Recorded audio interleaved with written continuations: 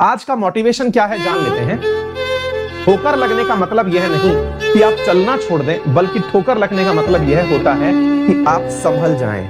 बहुत बढ़िया बात साथियों, हमारी लाइफ में ना ठोकर शब्द का मतलब कई बार शायद कई बच्चे विद्यार्थी ऐसे भी होंगे तो इस लाइन का मतलब ना समझे। ठोकर का मतलब होता है कि जब आप पैर से चल रहे हो, कोई चीज ऐसी आ जाए जिस पे आपका पैर उलझ जाए। कई बार आप उस उलझे हुए पैर से गिर जाते हैं, है ना। पत्थर रास्ते में निकला होता है, आपका पैर उलझ गया उसके साथ और आप धाम से नीचे जा पड़े।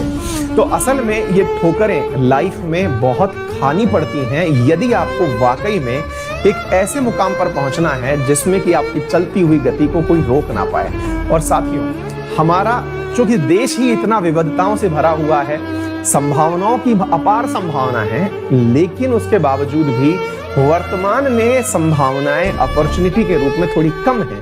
लोग एस्पिरेंट्स ज्यादा हैं। ऐसी स्थिति में हमें हर एक गलती से सबक लेने की आवश्यकता होती है। और एक बहुत ही सही सटीक शब्द है कि गलतियां आप खुद करके अगर सबक लेने लगे तो भैया जीवन खत्म हो जाएगा, सबक खत्म नहीं होंगे।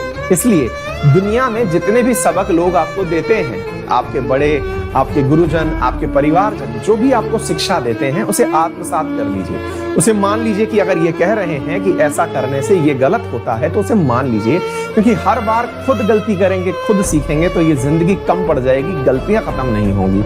इसलिए बड़ों की बातें, शिक्षकों की बातें और जिस रास्ते आप चल रहे हैं वहां पर जो पहले से सफल लोग हैं उनकी बातें मान ली जाएं तो हमारा बेहतरी हो जाता है। जैसे कि मैं आपसे इन दिनों कह रहा हूं कि भाई, माना कि इन दिनों लॉकडाउन है, माना कि परीक्षाओं की डेट का कोई अता पता नहीं है, लेकिन ऐसा तो नहीं है कि परीक्षाएं नहीं होंगी और ऐसा भी नहीं है कि जिस दिन परीक्षा की डेट अनाउंस होगी उस दिन आप टॉप कर जाएंगे।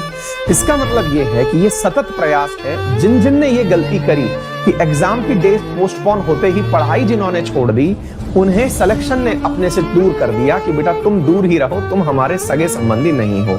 साथियों, ये बहुत स्ट्रेसफुल टाइम है, लेकिन केवल आपके साथ नहीं, दुनिया के हर व्यक्ति के साथ है। तो क्यों ना हम ये दृढ़ता धारण कर लें कि समय थोड़ा कठिन है, लेकिन हमें बहुत संभल के चलना है। और संभल के चलते समय अगर हम सब आपसे निवेदन कर रहे हैं कि भैया अभी अपनी पढ़ाई को ब्रेक मत देना, भले ही कोई भी एग्जाम की डेट आगे पीछे क्यों ना हो रही हो, क्योंकि ये एकदम ऑड सिचुएशन है, किसी ने इसकी कल्पना नहीं की थी। यूपीएससी तक अभी आजकल में बैठक होने वाली है, वो प्रीलिम्स की डेट्स को लेकर के वापस से सोचने वाली है कि क्या 27 जून को एग्जाम वो ले पाएगी। लेकिन फिर भी मैं आपसे कह रहा हूं, इन केस अगर यूपीएससी एग्जाम पोस्टपोन कर भी देती है तो भी परेशान नहीं होना है। रीजन ये है क्योंकि एग्जामिनेशन एक सतत प्रोसेस है, ये चलते रहने वाला है, आपको ठंडा नहीं पड़ना है ना। और यह अनुभव बहुत सारे लोगों का है जिन्होंने रास्ते में हथियार डाल दिए, फिर रास्ता उनका साथी नहीं रहा।